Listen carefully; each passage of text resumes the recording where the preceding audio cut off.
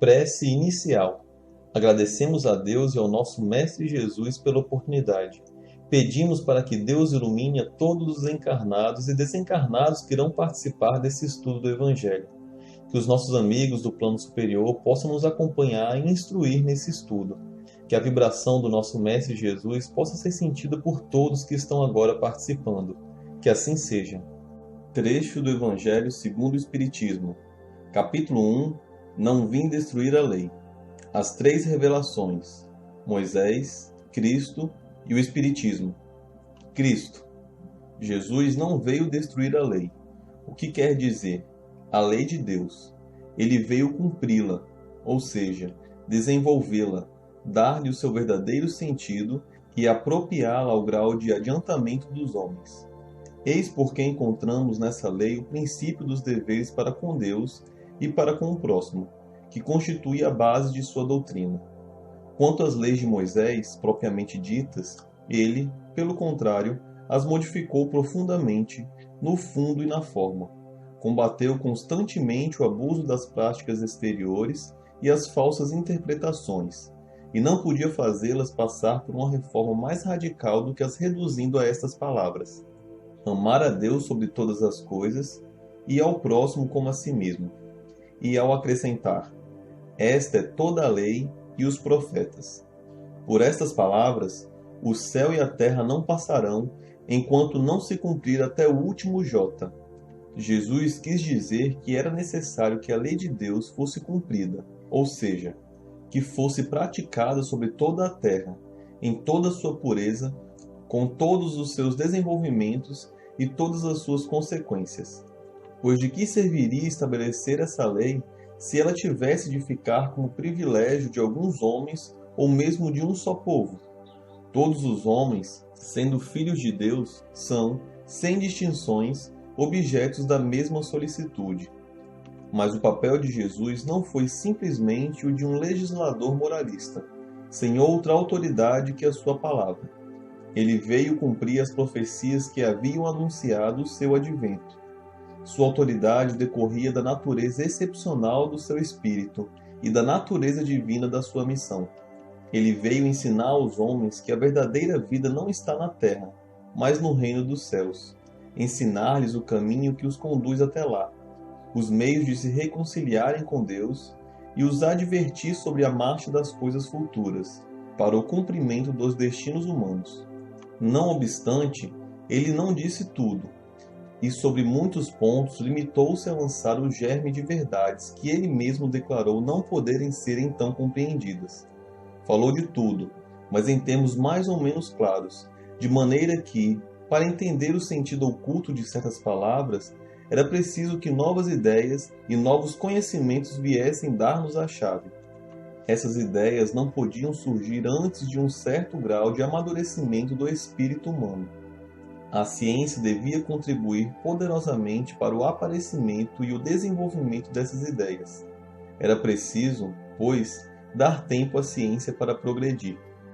O Evangelho de hoje ele fala sobre o Cristo, o nosso grande Mestre Jesus, que é a segunda revelação divina.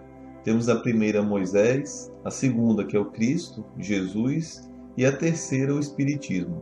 Hoje o tema é sobre o Cristo. Então Jesus é um espírito de muita luz, um espírito do mais alto nível evolutivo que um espírito pode chegar. Ele é um espírito puro e Deus confiou a ele a governança desse nosso planeta. E desde então vem fazendo isso com um amor incondicional por todas as criaturas que aqui habitam. Porque o nosso planeta Terra ele passou por diversas fases. E durante todas essas fases, Jesus esteve presente, governando, para que tudo saísse conforme o esperado. Então aqui habitaram homens primitivos, que eram os homens das cavernas, e esses foram evoluindo, progredindo em sua moralidade e intelectualidade, até o ponto que Jesus decidiu ele mesmo vir, ele mesmo encarnar aqui para servir de exemplo e mostrar o caminho que a gente deveria seguir para nos tornarmos espíritos puros e termos a felicidade plena que ele já tem. Então Jesus já vinha se programando há muito tempo, se reduzindo energeticamente, porque nós habitamos um planeta muito material, uma carga e uma vibração muito densa. E ele, sendo um espírito muito sutil, vinha se reduzindo energeticamente para poder aqui encarnar.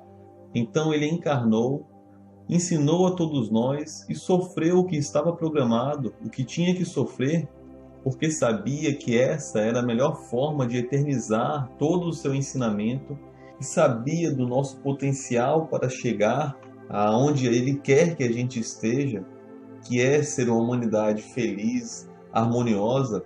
Então ele encarnou e ensinou tudo o que a gente precisava para seguir esse caminho. Ele de nenhuma forma veio destruir a lei que aquele povo já tinha, que era a lei que vinha de Moisés, a lei mosaica.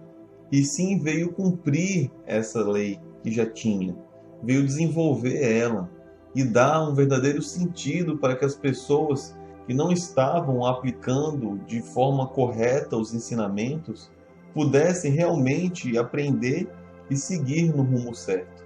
Porém, a gente precisa compreender que a lei mosaica ela tem duas partes. Ela é dividida nos 10 mandamentos, que são as leis eternas, imutáveis, e outras leis que Moisés mesmo criou para poder controlar aquele povo da sua época que era tão primitivo e precisavam seguir regras para poder ter uma harmonia na sociedade. Então, muitas dessas regras, elas eram incondizentes com a moral de Cristo, incondizentes com a vontade de Deus. Então, Jesus, com muita sabedoria, ele nos ensinou os 2 maiores mandamentos, que é amar a Deus sobre todas as coisas e o próximo como a si mesmo. E são esses 2 grandes mandamentos de Jesus que resumem todos os ensinamentos dele. Outra coisa que a gente precisa observar também é que Jesus ensinou através de diversas parábolas. E ele fez isso porque o povo daquela época era um povo muito primitivo, não tinha tanta inteligência como temos hoje para compreender as coisas que ele queria ensinar.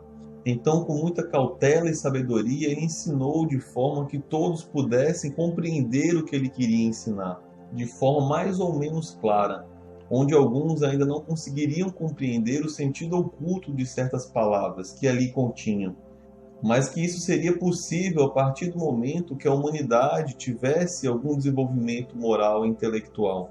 E é por isso que o texto mesmo diz que era preciso dar tempo à ciência para progredir.